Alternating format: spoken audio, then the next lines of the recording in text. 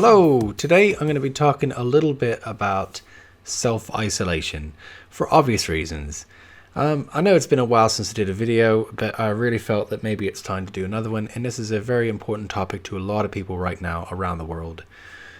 So I wanted to start by saying it doesn't matter what your theory is with regards to what's going on in the world, about you know what.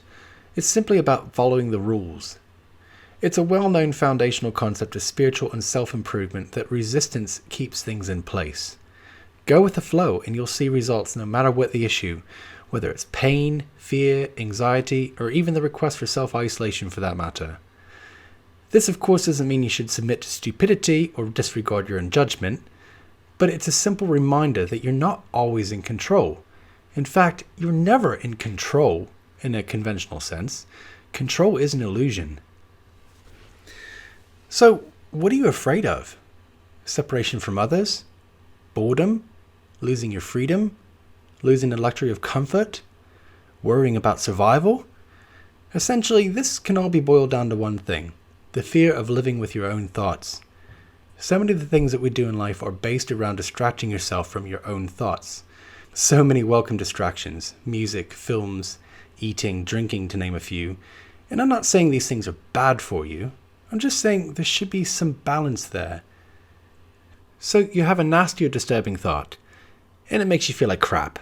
Perhaps self-destructive, depressing, demotivating, worrying. There are feelings that arise from these thoughts. Just notice the feeling and where the feeling is located. Every feeling has a location.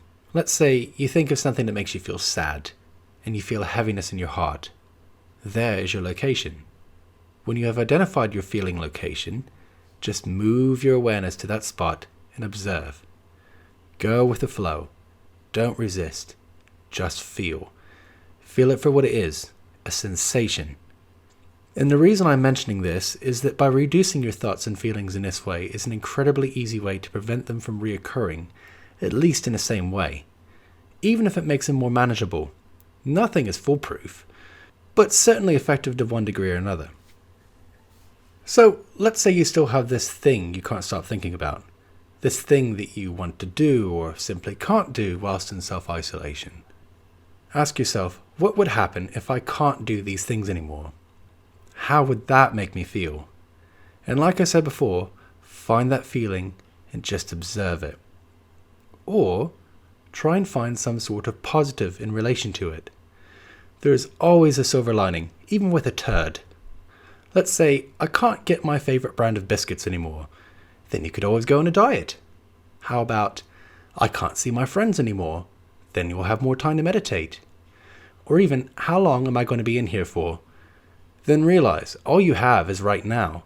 And if you could find something that entertains you right now, or makes you feel joy right now, then that's all that matters. The more you worry about the future, the more it becomes a problem. One of my favorite sayings is, if you have 1 foot in tomorrow and 1 foot in yesterday, then you're pissing on today. Just enjoy today for what it is. That's the only thing that's ever mattered. So let's look at some of the benefits of self-isolation. Like I said, there's always a positive in every situation, and I believe everyone should have this experience at least one time in their life. It's a game changer once you can overcome the fear of your own thoughts. So whilst you're isolated, have you considered all the things you're able to do right now in the comfort of your own home that makes you feel happy? Do you like to paint, write, play with your dog, trim your plants, watch your favorite films? Then do it. And I know what I said about distractions, but distracting yourself from your thoughts and entertaining yourself is a very different thing when considered in this way. Focus on the things that make you feel happy rather than the things that make you feel sad. It sounds like an obvious thing, right? Well, not to some, but it should be. The more you focus on the joy of the situation, of any situation, then crap will eventually melt away. What you focus on gives that thing power. You focus on fear, you give power to fear. You focus on joy, you give power to joy. What you give power to makes it stronger. It's something to consider with every thought you have. Does this thought pertain to something that brings me joy or fear? How does this thought serve me? Do I have control over the situation? And if the answer is no, then what are you doing? There is no point in focusing on the things you have no control over. This is a thing that will make you poorly. Accept that things are just sometimes the way they are, and change your focus onto the things that make you feel happy. Don't drain yourself over it. It isn't worth it. Anyways, I think I'm going to leave you with this for now. And during this period of isolation, I may be releasing some more videos. I know it's been a while and I apologize for this, but now I have time. Let's see what happens. I hope you enjoyed the video and please remember, relax. You have time to do it now.